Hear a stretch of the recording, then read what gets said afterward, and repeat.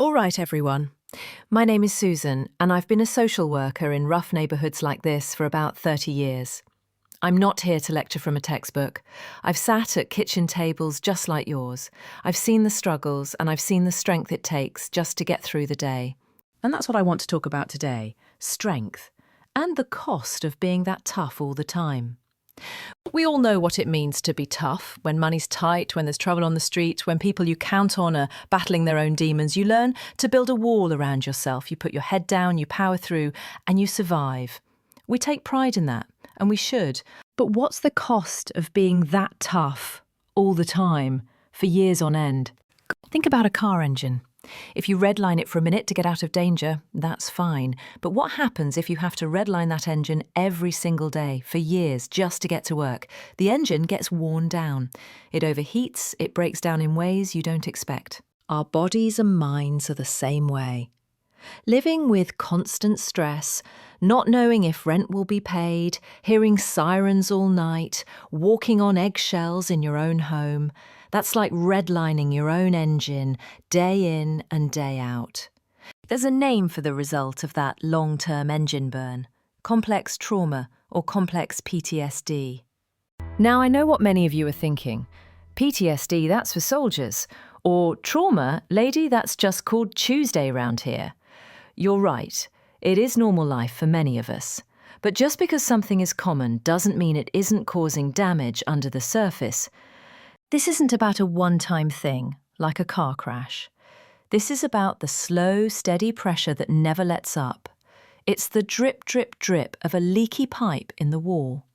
You get so used to the sound you don't even hear it anymore, but it's still rotting the wood from the inside out. So let's talk about what that rotten wood actually looks like in real life. First, there's the body. The body always keeps the score.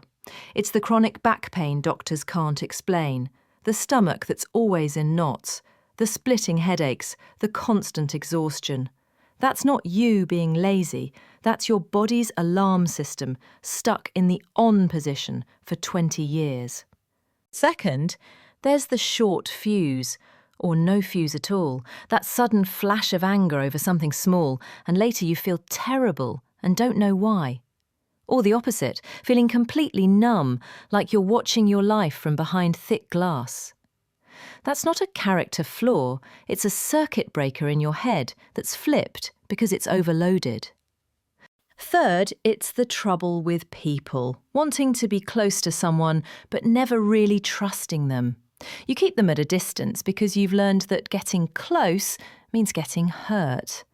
Or feeling deeply lonely, even in a house full of family. That's a survival skill from the past that's messing up your present. Now, let me address the elephant in the room. Some of you might be thinking, is she calling me a bad parent? Is she blaming me for how my kids turned out? Let me be crystal clear. This is not about blame. This is about understanding a cycle. Most of us are just passing down what we learned ourselves. Our parents were dealing with their own leaky pipes, their own burnt-out engines. They did the best they could with the tools they had. This isn't about pointing fingers. It's about turning on a light so we can finally see the damn leaky pipe that's been ruining the walls for generations. And here's something crucial. People are wired differently.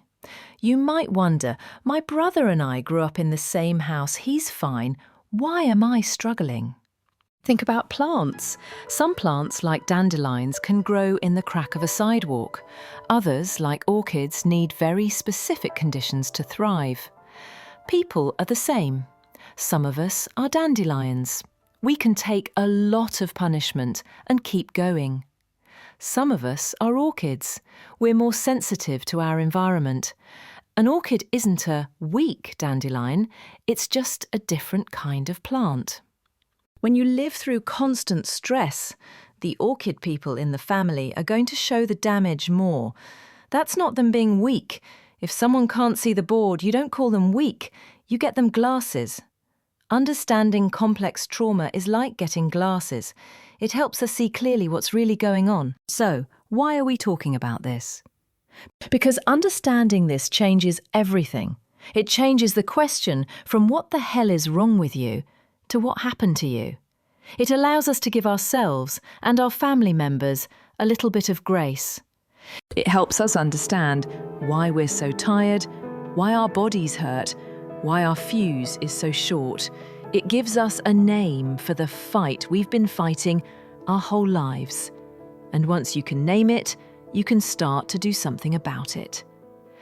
This isn't about becoming soft. This is about becoming smart. It's about finally understanding the engine so you can learn how to let it cool down. It's about patching the leak so the foundation of your family can finally be solid, and making sure our kids and their kids don't have to carry this same heavy weight. That to me isn't weakness. That's the strongest thing we can possibly do.